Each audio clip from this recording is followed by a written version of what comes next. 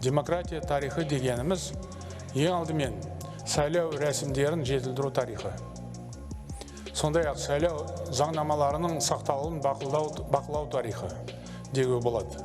Осы орайда мен байқаушылардың құқықтары мен жауапкершілігі нақты бергенімге тиіс деп санаймын.